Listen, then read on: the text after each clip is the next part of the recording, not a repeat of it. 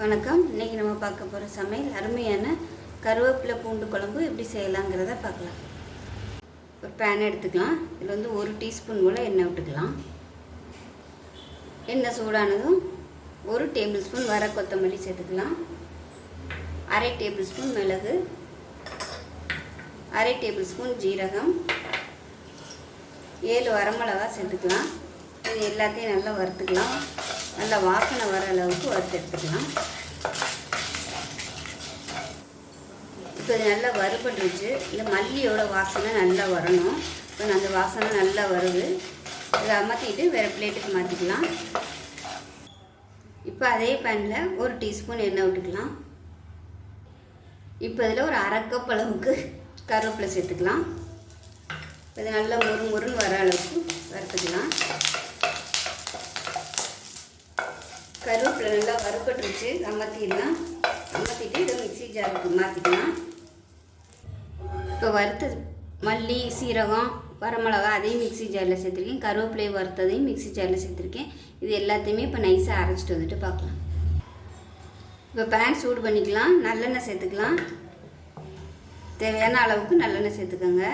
எண்ணெய் வந்து கூட இருந்தால் தான் அதுக்கு நல்லாயிருக்கும். இப்போ எண்ணெய் நல்லா சூடாகிடுச்சு. 1 டீஸ்பூன் கடுகு சேர்த்துக்கலாம். 1 டீஸ்பூன் உளுந்து சேர்த்துக்கலாம். 2 வெந்தயம் சேர்த்துக்கோங்க. கொஞ்சமாக ஜீரகம் சேர்த்துக்கலாம். இது எல்லாமே நல்லா பொரியணும். இப்போ இதில் நல்லா ஒரு கைப்பிடி அளவுக்கு சின்ன வெங்காயம் பொடியாக கட் பண்ணதை சேர்த்துக்கலாம். அதோட ஒரு கைப்பிடி அளவுக்கு பூண்டு சேர்த்துக்கலாம்.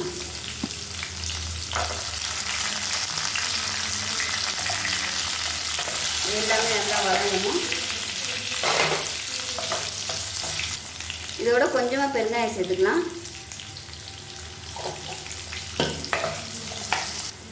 வெங்காயம் வதங்குறதுக்கு உப்பு சேர்த்துக்கலாம். இப்போ இதில் ஒரு 1/2 டேபிள் ஸ்பூன் மிளகாத்தூள் சேர்த்துக்கலாம். மிளகாத்தூள் சேர்த்துட்டு நல்லா ஒரு 2 பரட்டு சேர்த்துட்டு மீடியம் சைஸாக 2 தக்காளி பொடியாக கட் பண்ணதை சேர்த்துக்கலாம். இதுக்கு பதிலாக நீங்கள் மிக்ஸியில் அடிச்சுட்டு சேர்க்குறதுனாலும் சேர்த்துக்கலாம். இப்போ இதில் கொஞ்சமாக மஞ்சள் தூள் சேர்த்துக்கலாம். ஒரு 1/4 டீஸ்பூன் போல். இப்போ தக்காளி நல்லா மசிஞ்சு வரட்டும். இப்போ இதில் பார்த்தீங்கன்னா சின்ன லெமன் சைஸுக்கு புளி வந்து தண்ணியில் ஊற வச்சு வச்சுருக்கேன். இதை கரைச்சி எடுத்துக்கலாம். இப்போ தக்காளி நல்லா மசிஞ்சு வந்துடுச்சு. இப்போ நம்ம அரைச்சி வச்ச பேஸ்ட்டை சேர்த்துக்கலாம். சேர்த்துட்டு நல்லா கலந்து விட்டுடலாம். மிக்சியில் இருந்து தண்ணி கொஞ்சமாக சேர்க்குறேன்.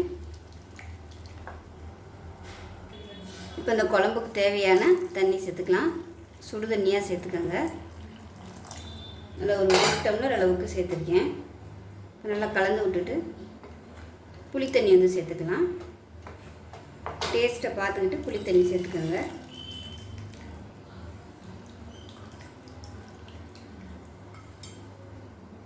உப்பு செக் பண்ணி பார்த்துட்டு உப்பு சேர்த்துக்கலாம். உப்பு இப்போ கொஞ்சமாக சேர்க்குறேன். வற்றுனதுக்கப்புறமா பத்தலைனா சேர்த்துக்கலாம். இந்த குழம்பு நல்லா வற்றி வரும். அப்புறம் உப்பு கச்சாப்பில் ஆயிரும். அது வந்து நல்லா கொதிக்கட்டும். மூடி வச்சிடலாம். ஒரு 2 நிமிஷம் நல்லா தளதளன்னு கொதிக்க விட்டுட்டு அதுக்கப்புறமா குறைச்சி வச்சுருங்க. நல்லா எண்ணெய் தெளிஞ்சு வரட்டும். இப்போ குழம்பு எப்படி இருக்குன்னு பார்க்கலாம். பாருங்கள், இந்த அளவுக்கு வந்து நல்லா எண்ணெய் பிரிஞ்சு வரணும். இந்த மாதிரி வர்றதுக்கு ஒரு 3/4 மணி நேரம் ஆகும். இந்த அளவுக்கு வற்ற விட்டிங்கன்னா தான் இந்த குழம்பு வந்து நல்லாயிருக்கும். ரொம்ப தண்ணியாட்டம் இருந்துச்சுனாலாம் நல்லா இருக்காது. இந்த அளவுக்கு எண்ணெய் வந்து வெளியில் வரணும். அப்போ தான் நல்லாயிருக்கும். அவ்வளோதான். இப்போல்லாம் பத்தலைன்னா செக் பண்ணி போட்டுக்கோங்க. பார்த்துட்டு அருமையான கருவேப்பிலை குழம்பு ரெடி ஆயிடுச்சு. 1 வாரத்துக்கு வச்சு சாப்பிட்லாம். ஃப்ரிட்ஜில் வச்சிங்கன்னா 1 வாரத்துக்கு வச்சு சாப்பிட்லாம். ரொம்ப ஆரோக்கியமாக இருக்கும். இட்லி, தோசை, சாதம், சப்பாத்திக்கெலாம் கூட நல்லாயிருக்கும். செஞ்சு பாருங்கள். செஞ்சு பார்த்துட்டு எப்படி வந்துச்சுங்கிறத சொல்லுங்கள். வீடியோ பிடிச்சிச்சின்னா லைக் பண்ணுங்கள், கமெண்ட் பண்ணுங்கள், சேனலை சப்ஸ்கிரைப் பண்ணுங்கள், பக்கத்தில் உள்ள பெல் பட்டனையும் ப்ரெஸ் பண்ணுங்கள். நன்றி.